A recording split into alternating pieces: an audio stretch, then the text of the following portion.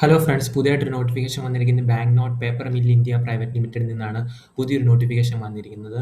So ഇതെന്ന് പറയുന്ന ഒരു റിസർവ് ബാങ്ക് ഓഫ് ഇന്ത്യയുടെ ഒരു സബ്സിഡറി അലയൻസ് ഒരു പ്രൈവറ്റ് ലിമിറ്റഡ് കമ്പനിയാണ് bank note paper mill India. So ഇതിൽ നിന്നാണ് നോട്ടിഫിക്കേഷൻ വന്നിരിക്കുന്നത്. സോ ഇത് ഏതൊക്കെ വേക്കൻസിയാണ് വന്നിരിക്കുന്നത് നോക്കാം. അസിസ്റ്റന്റ് മാനേജർ ഫിനാൻസ് ആൻഡ് അക്കൗണ്ട്സിലേക്ക് 2 vacancy, assistant manager materials and മാനേജ്മെന്റിലേക്ക് 2 വേക്കൻസി, അസിസ്റ്റന്റ് മാനേജർ സിവിലിലേക്ക് 2 വേക്കൻസി. അങ്ങനെ ടോട്ടൽ 6 വേക്കൻസിയാണ് ഇപ്പോൾ റിപ്പോർട്ട് ചെയ്തിരിക്കുന്നത് ഓർത്തിരിക്കും. സോ ഇത് നിങ്ങൾ ഓഫ്ലൈൻ ത്രൂ ആണ് അപ്ലൈ ചെയ്യേണ്ടത്. ഇത് അപ്ലൈ ചെയ്യേണ്ട ലാസ്റ്റ് ഡേറ്റ് എന്ന് പറയുന്നത് 11/4/2026. സോ ഇത് 11/4/2026 മുന്നേ ഈ പറഞ്ഞിരിക്കുന്ന സെൻട്രൽ ഈ നമ്മുടെ ആപ്ലിക്കേഷൻ ഓഫ്ലൈൻ ത്രൂ എത്തേണ്ടതാണെന്നാണ് ഓർത്തിരിക്കും. സോ ഡീറ്റെയിൽ ആയിട്ട് നോക്കാം. Assistant manager finance and accounts 2 vacancy എന്ന് പറഞ്ഞു. General 1 vacancy, OBC 1 vacancy. 32 വയസ്സുള്ളവർക്ക് അപ്ലൈ ചെയ്യാം. First class graduate in BCom BBA from any Indian recognised university with chartered accountant അല്ലെങ്കിൽ കോസ്റ്റ് ആൻഡ് മാനേജ്മെന്റ് അക്കൗണ്ടന്റ് ഉണ്ടായിരിക്കണം. Experience ഇതിന് അവിടെ ആവശ്യമില്ല. നിങ്ങൾ ഫ്രഷേഴ്സ് ആണെങ്കിൽ ഇതിലേക്ക് അപ്ലൈ ചെയ്യാം. രണ്ടാമത് വിളിക്കുന്ന അസിസ്റ്റന്റ് മാനേജർ മെറ്റീരിയൽസ് മാനേജ്മെന്റ് 2 വേക്കൻസിയാണ് വന്നിരിക്കുന്നത്. ജനറൽ ആണ്. 32 വയസ്സുള്ളവർക്ക് അപ്ലൈ ചെയ്യാം. Full time graduate engineering, mechanical engineering, electrical engineering, electrical and electronics engineering with minimum 60% mark ഉണ്ടായിരുന്നാൽ മതി. അതിനും ഇവിടെ ഫ്രഷേഴ്സിന് അപ്ലൈ ചെയ്യാം. നെക്സ്റ്റ് വിളിച്ചിരിക്കുന്ന അസിസ്റ്റന്റ് മാനേജർ സിവിലിലേക്കാണ്. 2 വേക്കൻസിയാണ് ജനറൽ കാൻഡിഡേറ്റ് വന്നിരിക്കുന്നത്. 32 വയസ്സുള്ളവർക്ക് അപ്ലൈ ചെയ്യാം.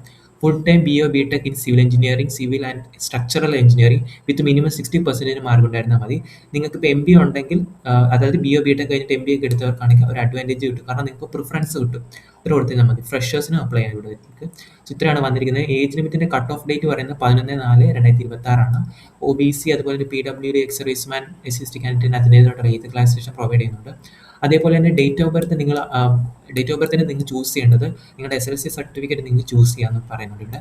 സോ ജസ്റ്റ് ഒന്ന് ഓർത്തിരിക്കാം. ഇനി എക്സാമിനേഷൻ ഫീസ് ഉണ്ട്. SC ST PWD ex serviceman കാൻഡിഡേറ്റിന് എക്സാമിനേഷൻ ഫീസ് ഇല്ല. ബാക്കി വരുന്ന OBC കാൻഡിഡേറ്റിന് ഉൾപ്പെടെ എക്സാമിനേഷൻ ഫീസ് 800 രൂപയാണ്. ഈ 800 രൂപ നിങ്ങൾ DD ആയിട്ടാണ് എടുക്കേണ്ടത്. DD ആയിട്ടാണ് നിങ്ങൾ അപേക്ഷിക്കുന്നത്. ഓൺലൈൻ ത്രൂ അല്ല ഇത് അപ്ലൈ ചെയ്യുന്നതെന്ന് ഓർത്തിരിക്കുക. ഓഫ്ലൈൻ ത്രൂ ആണ്. നിങ്ങൾ DD എടുത്ത് വേണം നിങ്ങൾ എന്തൊക്കെ ഡോക്യുമെന്റ്സ് ആണോ അപ്ലോഡ് ചെയ്യുന്നത്, എന്തൊക്കെ ഡോക്യുമെന്റ് ആണോ നിങ്ങൾ ആപ്ലിക്കേഷൻ്റെ കൂടെ വെക്കുന്നത് അതിനോടൊപ്പം തന്നെ DD അറ്റാച്ച് ചെയ്ത് വേണം അയക്കാൻ. സോ ഇതിൻ്റെ നിങ്ങൾക്ക് കിട്ടുന്ന സാലറി പെർ മന്ത് നിങ്ങൾക്ക് 52,000 ആണ് കിട്ടുന്നത്. അതിൽ മറ്റുള്ള അലവൻസ് എല്ലാം കൂടുമ്പോൾ കുറച്ചുകൂടെ കൂടും. സോ ഇത് പേ ലെവൽ 8 ആണെന്ന് ഓർത്തിരിക്കുക. അസിസ്റ്റന്റ് മാനേജർ സെലക്ഷൻ പ്രൊസീജിയർ എങ്ങനെ നോക്കാം. സെലക്ഷൻ പ്രൊസീജിയർ വരുന്നത് നിങ്ങൾക്ക് ഓഫ്ലൈൻ അല്ലെങ്കിൽ ഓൺലൈൻ ടെസ്റ്റ് കണ്ടക്ട് ചെയ്യും. ഒബ്ജക്റ്റീവ് ടൈപ്പ് അല്ലെങ്കിൽ മൾട്ടിപ്പിൾ ചോയ്സ് ടൈപ്പ് ക്വസ്റ്റ്യൻസ് അതേ ബേസ് ചെയ്ത് പേഴ്സണൽ ഇന്റർവ്യൂ കണ്ടക്ട് ചെയ്യുന്ന ഓർത്തിരിക്കുക. ഇനി എക്സാമിനേഷൻ സെന്റർ വരുന്നത് നിങ്ങൾക്ക് ബാംഗ്ലൂർ അല്ലെങ്കിൽ മൈസൂർ ആയിരിക്കും എക്സാമിനേഷൻ സെന്റർ വരുന്നത്. ഇംഗ്ലീഷ് ലാംഗ്വേജ് മാത്രമേ ചൂസ് ചെയ്യാൻ പറ്റത്തുള്ളൂ എന്നുകൂടെ ഓർത്തിരിക്കുക. സിലബസ് ഇവിടെ ഉണ്ട്. ഞാൻ ലിങ്ക് ഡിസ്ക്രിപ്ഷൻ ബോക്സിൽ കൊടുക്കുക. അവിടെ നിങ്ങൾക്ക് PDF ഡൗൺലോഡ് ചെയ്യാവുന്നതാണ്. സോ അത് ജസ്റ്റ് ഒന്ന് ഓർത്തിരിക്കാം. ഇനി നെക്സ്റ്റ് നമുക്ക് പറയേണ്ടത് എങ്ങനെയാണ് അപ്ലൈ ചെയ്യുന്നതെന്ന് ഓർത്തിരിക്കുക. ഞാൻ പറഞ്ഞു ഓഫ്ലൈൻ ത്രൂ ആണ് അപ്ലൈ ചെയ്യേണ്ടത്. സോ അതിൻ്റെ PDF ഞാൻ കാണിച്ചു തരാം. അപ്പം അത് നിങ്ങൾ ഒരു A4 സൈസ് പേപ്പർ ആയിരിക്കണം പ്രിന്റ് ഔട്ട് എടുക്കുന്നത്. എന്നിട്ട് നിങ്ങൾ എന്തൊക്കെ ഡോക്യുമെന്റ്സ് ആണ് ഇവർ പറയുന്നത് ആ ഡോക്യുമെന്റ്സ് എല്ലാം അതിൻ്റെ കൂടെ അറ്റാച്ച് ചെയ്യണം. എന്നിട്ട് എന്തൊക്കെ അത് പ്രോപ്പറായിട്ട് ഫില്ല് ചെയ്യുക. എക്സ്പീരിയൻസ് ഉണ്ടെങ്കിൽ എക്സ്പീരിയൻസ് ആഡ് ചെയ്യുക. ഉണ്ടെങ്കിൽ നിങ്ങൾക്ക് പ്രിഫറൻസ് കിട്ടും. ഫ്രഷേഴ്സിന് അപ്ലൈ ചെയ്യാൻ പറഞ്ഞു അറ്റാച്ച് ചെയ്യണം. പിന്നെ റെലവൻറ്റ് സർട്ടിഫിക്കറ്റ് അറ്റാച്ച് ചെയ്യണം. പിന്നെ self certified recent passport size photograph paste ചെയ്യണം. ഇതെല്ലാം സെൽഫ് സർട്ടിഫൈഡ് ആയിരിക്കണം. അതായത് നിങ്ങൾ സെൽഫ് അറ്റസ്റ്റ് ചെയ്ത് വേണം ഈ കോപ്പീസ് എല്ലാം നിങ്ങൾ അവർക്ക് ഫോർവേഡ് ചെയ്യാൻ ഓർത്തിരിക്കുക. സോ ഞാൻ പറഞ്ഞ DD ആണ് അയക്കേണ്ടത്. 800 രൂപയാണ്. SC ST PWD സർവീസ്മാൻ കാൻഡിഡേറ്റിന് ഫീസ് ഇല്ലെന്ന് ഓർത്തിരിക്കാം. ഇനി ഇത് ലാസ്റ്റ് ചെല്ലേണ്ടത് 11/4/2026 മുന്നേ ഇത് അവിടെ ചെന്നിരിക്കണം.